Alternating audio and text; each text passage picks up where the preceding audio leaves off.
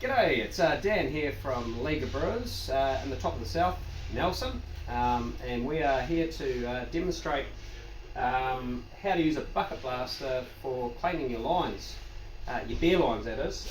So today here I've got set up, I've got a jockey box. It's actually dirty, this needs a good clean. Got beer in the lines from a party that was had recently, and also I've got a dirty line here on my kegerator. So got 3 lines that I need to clean.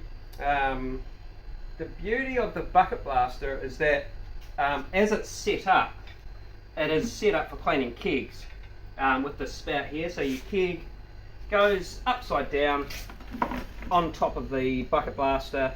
You add your cleaning solution and it pumps cleaning solution up through into your keg. But the beauty of what the fittings that it comes with is that it only takes a couple of extra fittings to set it up for line cleaning. So here we have a double-ended corny post, really handy for things in your brewery as well. But today I'm going to demonstrate how to connect to your beer lines. So I've got 1, 2. Oh, actually I need to connect another one. So I'm going to take this off and I'm going to insert a 3/8 ball valve into that same thread. If you just wanted to clean 2 lines, that's fine. You can just isolate that 3rd line by shutting the ball valve off. But today we're going to use 3 lines. And then I'm going to connect a 3/8 piece of 𝗣𝗲 barrier hose with a cleaning cap into there, push that in. So now we have 3 male corny connections. So I'm going to put that into my bucket blaster.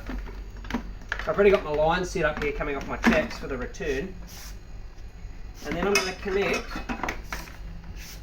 my kegerator.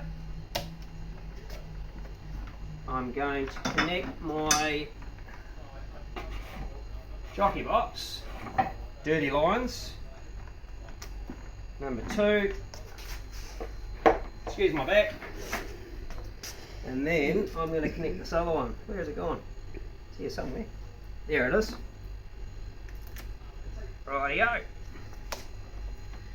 So here I've got some cleaning solution. PBW is really good for this sort of job. You don't want too much gas building up in your pump and creating air pockets. So either that or liquid line cleaner. So that's ready to go. One thing to mention, do not use hot water with this setup. You want to use just off cold, sort of, that's probably about 25-30 degrees, that water. And I've left myself slightly short, so I'm going to have to grab some more water. Alright guys, so yeah, I've filled up my bucket reservoir there. We've got 6 litres of diluted PBW ready to go, sitting at about 25-30 degrees. One thing to mention is you don't want to use hot water with this pump. That will damage the drive in there, so anything sort of under 40 degrees. So anyway, we're ready to go. Can we hit the power on the pump there? And you're going to see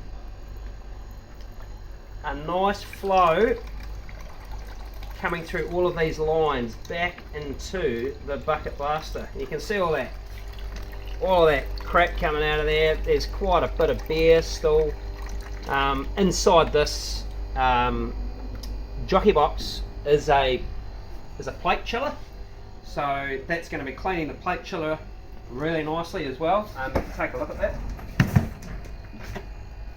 So inside there's a Kegland plate chiller, which is really effective for cooling down beer. But this is the best way to clean it. So the beauty about cleaning your beers on this sort of method is that you don't need any CO2. So you're not going to be wasting CO2, precious CO2, and you get good contact and good flow through your beer lines. So I've noticed a big difference with personally with my beer lines at home doing it this way, that my beer lines just come out super clean, as opposed to using a keg and pressure method. So I can leave this running for 20 minutes, come back, job done. Do a rinse. You want to do a good rinse, probably about 10 litres of cold water, and then just run a bit of Star San, bit of sanitizer through it after that, and then job done. So yeah, that's the bucket blaster line cleaning bucket blaster.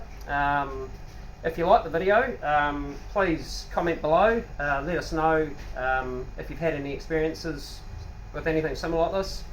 Yeah, if you like the league, please follow us. We're on Instagram and Facebook, and yeah, we'd love to hear your stories. Thanks very much. Cheers for watching.